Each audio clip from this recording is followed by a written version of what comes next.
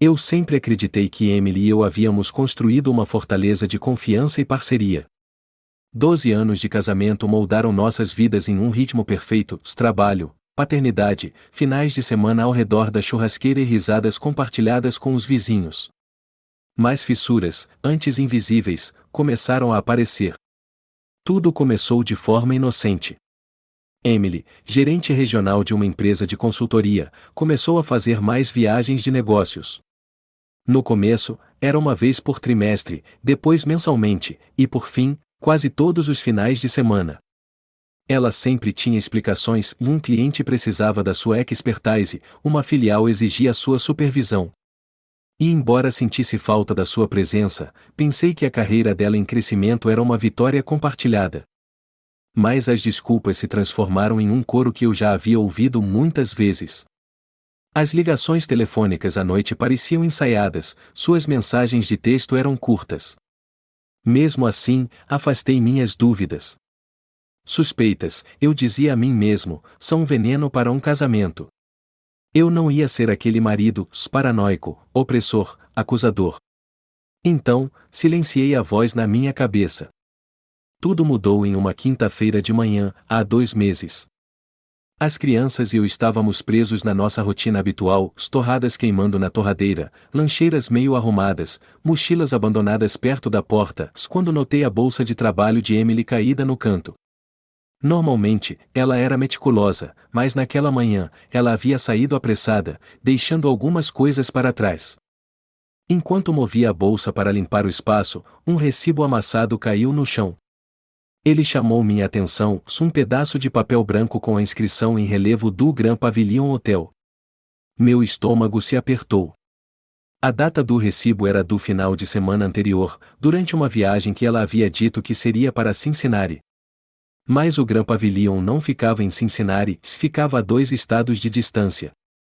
O recibo listava serviço de quarto para 2. Panquecas, bacon e café.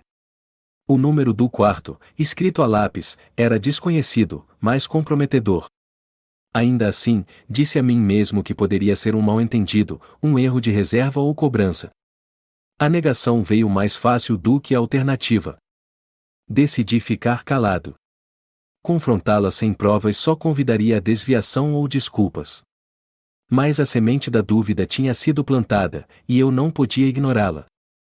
Naquela noite, fiquei acordado ao lado dela, revivendo todas as interações do último ano.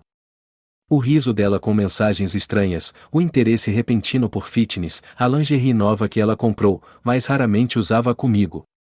Os sinais estavam lá o tempo todo. Decidi descobrir a verdade. A tecnologia se tornou minha aliada. No final de semana, instalei um aplicativo de rastreamento no celular dela.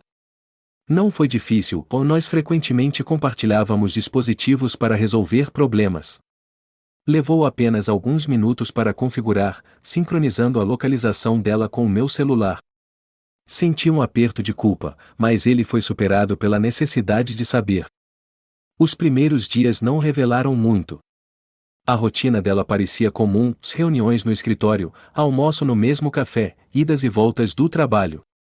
Então chegou a noite de sexta-feira. Ela estava trabalhando até tarde em um escritório no centro da cidade. O aplicativo mostrou o carro dela estacionado em um hotel, em vez disso.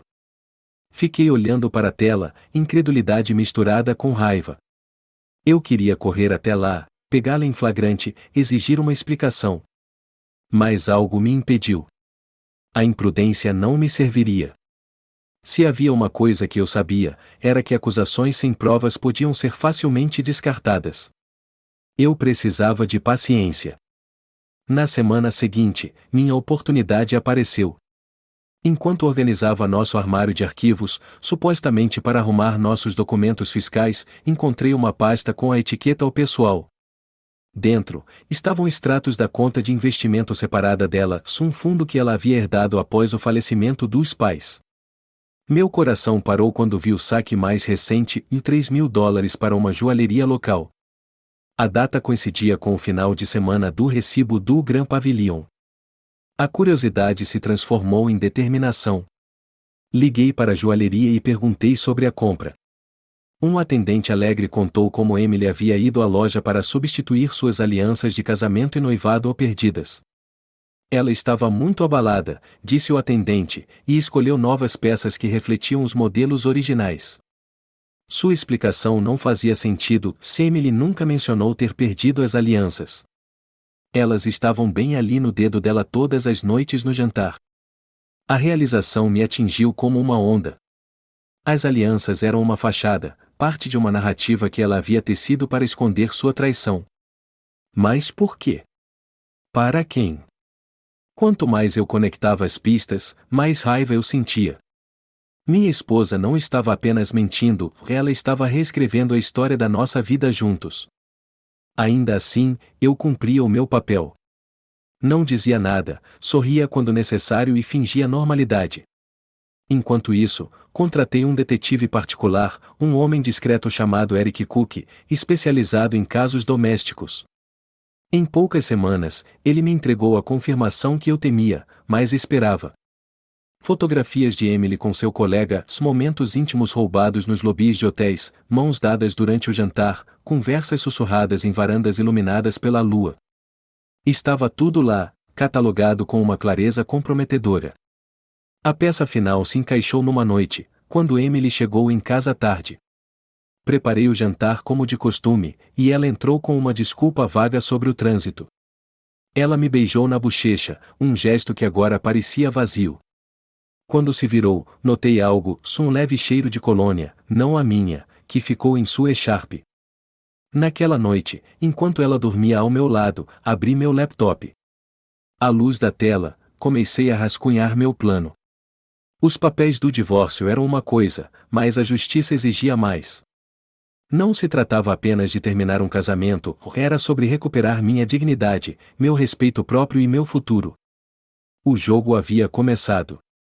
A traição de Emily não foi apenas uma facada no meu coração, foi uma revelação. Sob a fachada da nossa vida, havia segredos que exigiam exposição. Eu sabia que confrontá-la com emoção pura não funcionaria. Ela iria desviar a culpa, distorcer a narrativa ou usar minha raiva contra mim. Não, eu precisava de precisão. A situação exigia uma estratégia de xadrez, não movimentos impulsivos de damas. O detetive particular, Eric Cook, valeu cada centavo. Sua postura calma e abordagem metódica me tranquilizavam de que eu não estava sozinho nessa. As provas que ele forneceu eram irrefutáveis, fotografias, vídeos com data e hora, e até registros das frequentes estadias de Emily em hotéis de luxo. O homem com quem ela estava se encontrando. Alan Graves, seu colega de trabalho, um gerente de contas impertinente cujo rosto eu agora odiava mais do que qualquer outra coisa. Naquela noite, enquanto revisava o arquivo, um plano começou a tomar forma. A vingança não se tratava de teatralidade ou gestos grandiosos, era sobre retomar o controle. Emily havia roubado anos de minha confiança e devoção, mas eu não ia deixar que ela levasse meu futuro. O primeiro passo foi a preparação legal. Entrei em contato com Jennifer Pratt, uma advogada de divórcios renomada por sua inteligência afiada e abordagem implacável. Apresentei as provas a ela e delineei meus objetivos, custódia das crianças, posse total da casa e pensão mínima. Os olhos de Jennifer brilharam enquanto ela revisava o arquivo. Isso é a prova d'água, disse ela, folheando as fotos de Emily e Alan em um resort à beira-mar. Os juízes odeiam a infidelidade, especialmente quando há esse nível de engano. Você vai sair com tudo o que está pedindo. Sua confiança me fortaleceu. Pela primeira vez, senti que estava recuperando o controle sobre minha vida que estava saindo de controle. O próximo passo foi preparar o campo de batalha. Emily e eu sempre dividimos nossas responsabilidades financeiras, mas eu assumi a liderança na administração das contas conjuntas. Silenciosamente, comecei a transferir ativos. Mudei minhas economias pessoais para uma conta em meu nome, cancelei alguns cartões de crédito compartilhados e transferi as despesas recorrentes dela para a conta privada dela. Essas ações não eram vingativas, eram protetivas. Eu não podia arriscar que ela drenasse nossas finanças assim que percebesse que seu segredo estava exposto. À medida que as peças se encaixavam, mantive a fachada de normalidade. Nossas interações continuaram educadas, até calorosas. Emily parecia alheia, embora suas ausências crescentes sugerissem que ela estava passando mais tempo com Alan. Sempre que ela saía para uma viagem de trabalho, eu me certificava de que as crianças estavam comigo, garantindo que se sentissem seguras e amadas no meio da tensão crescente. Então, chegou o fim de semana que mudou tudo. Emily havia planejado outra viagem de uma noite, alegando que estava participando de uma conferência regional. Sua mala estava arrumada, seu sorriso incomumente brilhante. Enquanto ela se despedia das crianças, eu resisti à tentação de confrontá-la. Em vez disso, acenei para ela e esperei até que seu carro desaparecesse pela rua. Com Emily fora de casa, liguei para Eric. Ela está em movimento, disse. Me mantenha atualizado. Eric já havia planejado sua vigilância, rastreando-a até mais um hotel onde Alan estaria esperando. Dessa vez, no entanto, as provas que ele reuniria seriam usadas não apenas no tribunal, mas também no tribunal dos pares de Emily. Sua vida dupla não ia permanecer oculta por muito tempo. As horas passaram lentamente enquanto eu esperava por atualizações. Me distraí levando as crianças ao parque, cujas risadas eram um lembrete do que realmente importava. Quando Eric finalmente ligou, sua voz estava firme, mas carregada de propósito. Eles estão no Evergreen, quarto 214, disse. Tenho tudo documentado. Está comprometedor. Perfeito, respondi. Estarei lá em breve. O Evergreen era um modesto hotel boutique na periferia da cidade. Quando cheguei, estacionei discretamente, meu coração batendo forte. Meu objetivo não era um confronto, pelo menos não ainda. Em vez disso, queria confirmar o que eu já sabia. Ao entrar no saguão, avistei-os através das portas de vidro do restaurante. Emily e Alan estavam sentados em uma mesa no canto, o riso dela brilhante, a mão dele casualmente repousando sobre a dela. Por um momento, congelei. Era uma coisa ver fotografias, outra bem diferente presenciar sua traição em primeira mão. Mas em vez de raiva, senti uma resolução fria. Isso não se tratava apenas de mim, tratava-se de proteger minhas crianças do caos que as escolhas de Emily poderiam trazer. Não me aproximei deles. Em vez disso, tirei algumas fotos com meu celular e saí sem ser notado. Naquela noite, enquanto colocava as crianças na cama, senti um renovado senso de propósito. A traição de Emily não me consumia mais, ela me impulsionava.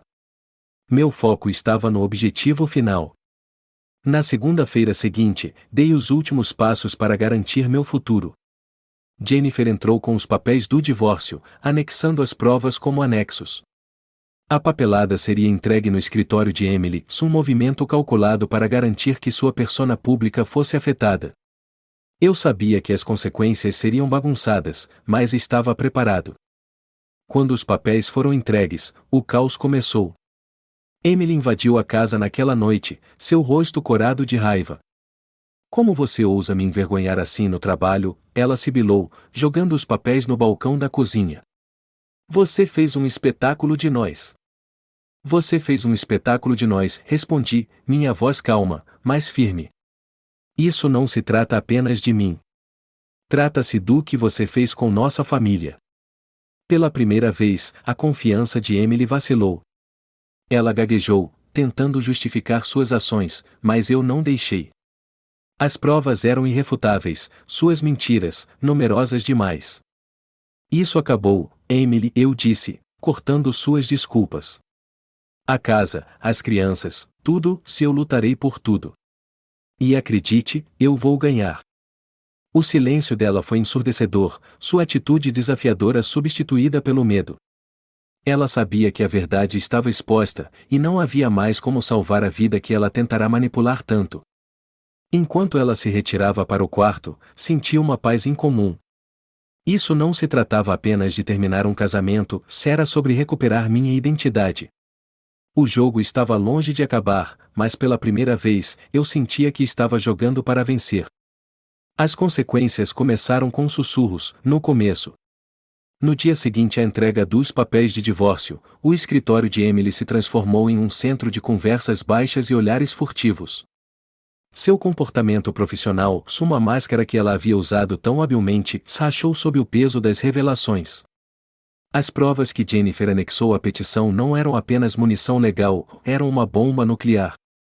Fotos dela e Alan, registros de seus encontros, até recibos de suas escapadas, tudo exposto nos documentos do tribunal. Ouvi sobre os rumores por meio de amigos em comum. Os colegas de trabalho dela estavam chocados, alguns sentindo pena dela, outros a condenando. Alan, o chamado parceiro da traição, também não saiu ileso. Seu nome agora era sinônimo de escândalo, e começaram a circular rumores sobre possíveis ações disciplinares na empresa deles. Enquanto Emily havia tecido uma teia de mentiras para proteger sua vida secreta, os fios estavam se desfiando mais rápido do que ela conseguia consertá-los. De volta para casa, a atmosfera estava tensa, mas calma. Emily se mudou para o quarto de hóspedes enquanto aguardávamos que o processo legal se desenrolasse. As crianças sentiam que algo estava errado, embora eu fizesse o meu melhor para protegê-las da feiura de tudo isso. Emily e eu mantivemos nossas conversas breves, civis e estritamente sobre logística. A pessoa com quem eu uma vez compartilhei tudo agora era uma estranha. Uma noite, enquanto eu limpava após o jantar, Emily se aproximou de mim na cozinha. Ela parecia cansada, sua energia habitual apagada pelo estresse. Mark, precisamos conversar, ela disse, sua voz mais baixa do que o normal. Eu coloquei o prato que estava segurando de volta na pia e me virei para enfrentá-la. O que é? Eu cometi erros, ela começou, seu olhar se desviando para o chão. Eu te magoei as crianças, e a si mesma, eu a interrompi, meu tom firme. Você não pode se fazer de vítima aqui, Emily. Você fez escolhas, e agora está lidando com as consequências. Ela se encolheu, mas não argumentou. Eu sei. Mas eu quero consertar as coisas, pelas crianças, se mais nada. E o que isso significa para você? Perguntei, cruzando os braços. Estou disposta a negociar o acordo, ela disse, hesitando. Não quero que isso vire uma briga amarga. As crianças não merecem isso. Eu a observei cuidadosamente. Havia sinceridade em sua voz, mas eu não conseguia dizer se ela estava agindo por culpa ou autopreservação. Talvez isso não importasse. O que importava era garantir que as crianças viessem em primeiro lugar. Eu vou falar com a Jennifer, eu disse finalmente. Mas entenda isso, minha prioridade é a estabilidade deles. Isso significa ficar nesta casa, manter as rotinas o mais normal possível e minimizar quaisquer perturbações. Se você estiver disposta a cooperar, podemos resolver isso rapidamente. Ela assentiu, e por um breve momento, eu vi um lampejo da mulher que eu um dia amei. Mas o dano estava feito, e nenhum arrependimento poderia apagá-lo. As semanas seguintes foram um turbilhão de reuniões jurídicas, avaliações de custódia e divulgações financeiras. Jennifer continuou sendo uma defensora feroz, garantindo que cada ângulo fosse coberto. Emily, para seu crédito, não contestou o arranjo de custódia.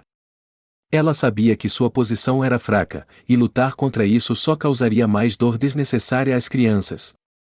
Mas mesmo enquanto o processo legal avançava, eu não conseguia afastar a sensação de que Emily estava tramando algo. Sua postura calma durante nossas conversas parecia artificial, como se estivesse esperando o momento certo. Então, um dia, Eric ligou com uma atualização. Você estava certo em ficar de olho nela, ele disse. Ela tem se encontrado com Alan novamente, apesar de tudo. Eles foram vistos em um escritório de imóveis no centro da cidade, olhando propriedades para alugar. Suspirei, não surpreso, mas irritado. Então ela vai morar com ele? Parece que sim, Eric respondeu. Achei que você gostaria de saber. A informação não mudou meus planos, mas reforçou minha determinação. As escolhas de Emily eram dela, mas as crianças mereciam mais. Eu comecei a focar na próxima fase da minha vida, reconstrução. O divórcio foi finalizado em meados de novembro, quando as folhas começaram a cair. Eu recebi a custódia primária das crianças, a casa e uma parte modesta das nossas economias conjuntas. Emily saiu com seu carro, um pequeno pagamento de pensão alimentícia e o que restava de sua dignidade. O nome de Alan estava notavelmente ausente da vida dela naquela altura. Os rumores diziam que ele tinha se afastado do relacionamento deles assim que o drama legal se intensificou. Depois que a poeira baixou, Emily se mudou para um pequeno apartamento do outro lado da cidade. As crianças a visitavam nos finais de semana, embora muitas vezes voltassem com histórias sobre o comportamento distraído dela e a geladeira vazia. Estava claro que ela estava lutando, mas eu mantive meu foco em criar um lar estável para eles. O ponto de virada chegou em uma tarde de sábado. As crianças estavam brincando no jardim, suas risadas preenchendo o ar fresco do outono, quando Emily estacionou seu carro. Ela parecia hesitante ao se aproximar da varanda, uma pasta apertada em suas mãos. "Podemos conversar?" ela perguntou, sua voz tingida de desespero. Eu saí, fechando a porta atrás de mim. "O que foi, Emily?" Ela me entregou a pasta, suas mãos tremendo. "É tudo, os nossos registros financeiros, minha carta de demissão e uma carta para você." Abri a pasta e folheei seu conteúdo. Ela havia pedido demissão do trabalho, esgotado suas economias pessoais e escrito um pedido de desculpas sincero. A carta detalhava seus arrependimentos, o reconhecimento da dor que causou e sua esperança de perdão. "Eu não sei o que dizer", eu admiti, dobrando a carta de volta para a pasta. "Você não precisa dizer nada", ela disse, as lágrimas surgindo em seus olhos. "Eu só precisava que você soubesse que sinto muito. De verdade." Sua vulnerabilidade foi desarmante, mas não mudou o passado. "Emily, eu agradeço o gesto, mas já é tarde para desculpas. O dano foi feito. Meu foco agora está nas crianças e seguir em frente." Ela assentiu, as lágrimas escorrendo pelo seu rosto. "Eu entendo. Eu só queria que você ouvisse isso de mim."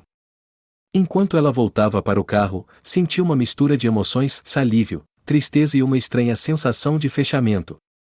O capítulo com Emily estava encerrado, e pela primeira vez em meses, eu me senti livre. Dentro de casa, as crianças me chamaram, suas vozes cheias de alegria.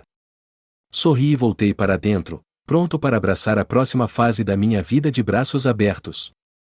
Os meses após o divórcio foram uma mistura de cura e reconstrução.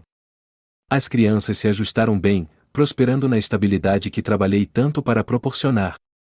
A casa parecia mais leve sem a tensão que havia se infiltrado em cada canto durante os últimos anos do meu casamento. Emily já não era mais uma figura central em nossas vidas diárias, sua presença reduzida a visitas nos finais de semana e breves trocas durante as entregas das crianças. A vida, pela primeira vez em muito tempo, parecia controlável. Me joguei na paternidade com renovado foco. Os finais de semana se tornaram uma aventura, uma viagem ao parque, noites de filmes e longas viagens sem destino, cheias de risadas e música. Emma e Daniel pareciam felizes, e a felicidade deles se tornou minha âncora. Comecei a acreditar que poderia construir um novo normal, um que não incluísse a sombra de Emily pairando sobre mim. Mas a vida, como eu viria a aprender, tem uma maneira de destruir até mesmo as fachadas mais cuidadosamente reconstruídas. Foi numa fria noite de janeiro que a ligação chegou. Eu estava no meio de ajudar Emma com um projeto de ciência, enquanto Daniel jogava videogame na sala de estar. A casa cheirava a canela e baunilha dos biscoitos que havíamos feito mais cedo. A cena estava perfeita, uma fotografia da nova vida que eu havia imaginado. O toque do telefone cortou o momento, me desorientando. Olhei para a tela e vi o nome de Emily. Estranho. Ela raramente ligava fora das visitas programadas das crianças. Atendi, um aperto de preocupação apertando meu peito. "Alô?" A voz do outro lado não era de Emily. Era um homem, sóbrio e firme. "Sr. Carter?" "Sim, sou eu. Este é o oficial Daniels, da polícia do condado. Receio que houve um acidente." As palavras se embaralharam depois disso. O carro de Emily. Um pedaço de gelo negro. Ela perdeu o controle na rodovia, desviando para o tráfego contrário. Ela não sobreviveu ao impacto. A voz do oficial era profissional, mais suave enquanto ele explicava os detalhes, mas eu mal os ouvi. Minha mão apertou o telefone, as bordas da minha visão escurecendo. Sr. Carter? O senhor ainda está aí? Sim, consegui responder, minha voz rouca. As crianças, e elas ainda não sabem. Recomendamos contar a elas o mais rápido possível, senhor. Se precisar de ajuda, podemos. Não, eu interrompi, minha voz mais firme. Eu vou cuidar disso. Contar para Emma e Daniel foi a coisa mais difícil que eu já fiz.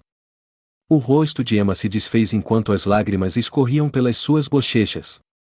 Daniel me olhou, com os olhos arregalados e em silêncio, como se não conseguisse processar as palavras. Eu os abracei, seus pequenos corpos tremendo contra o meu, e sussurrei palavras de consolo que eu não sabia se acreditava. Ela amava muito vocês, eu disse, acariciando seus cabelos. Ela cometeu erros, mas ela amava vocês. Na verdade, eu não sabia bem como me sentia. A traição de Emily deixou cicatrizes, mas sua ausência cavou uma ferida mais profunda. Por mais que eu odiasse pelo que ela fez, ela era a mãe deles. O amor dela por eles, por mais imperfeito que fosse, era real. E agora, ela se foi. Os dias que se seguiram foram um borrão de papéis, arranjos e luto. A família de Emily se envolveu para ajudar, sua dor se misturando com a minha em uma estranha trégua não dita. No funeral, fiquei ao lado de Emma e Daniel enquanto colocavam flores no caixão da mãe deles. O peso da perda deles era palpável, e pela primeira vez desde o divórcio, senti a força total do que nos foi tirado.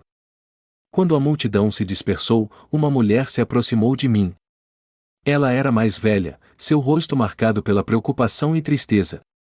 Você é o Mark, certo? Ela perguntou. Sim. Eu sou a Linda. Trabalhei com a Emily. Sua voz vacilou. Eu só queria te contar, ela falava sobre você e as crianças o tempo todo. Mesmo depois de tudo. Ela se arrependeu de como as coisas terminaram. Eu assenti, sem saber o que dizer. Linda hesitou antes de continuar. Ela não era perfeita, mas estava tentando. Ela pediu demissão para passar mais tempo com as crianças. Ela queria reconstruir, Mark. Ela queria ser melhor. Suas palavras me atingiram como um golpe. A demissão de Emily, a carta que ela me entregou semanas antes de sua morte, tudo fazia sentido agora.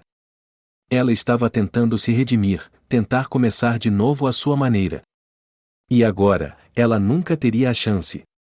Naquela noite, depois de colocar as crianças na cama, eu me sentei sozinho na sala de estar. A casa estava silenciosa, exceto pelo suave zumbido do aquecedor. A carta de Emily estava sobre a mesa de café, seu conteúdo gravado na minha memória. Arrependimento, esperança, amor, tudo estava ali, escrito com sua caligrafia familiar. Ela foi falha, mas foi humana. Pensei sobre a última conversa que tivemos, a maneira como sua voz quebrou enquanto ela se desculpava. Eu estava tão focado na minha própria dor que não percebia a dela. Agora era tarde demais. As lágrimas vieram lentamente no começo, depois em ondas. Não eram apenas para Emily, mas para tudo o que havíamos perdido, nosso casamento, nossa família, e a vida que uma vez sonhamos construir juntos. Eu chorei por Emma e Daniel, que cresceriam sem a mãe. E eu chorei por mim, pelo homem que eu era antes que a traição e a perda me endurecessem. No silêncio daquele momento, percebi algo: o perdão não vem facilmente, nem apaga o passado. Mas nos permite carregar o peso dele de uma maneira um pouco diferente. Emily fez suas escolhas, e eu fiz as minhas. No final, ambos pagamos o preço. Na manhã seguinte, enquanto o sol surgia sobre o jardim coberto de geada, encontrei uma frágil sensação de paz.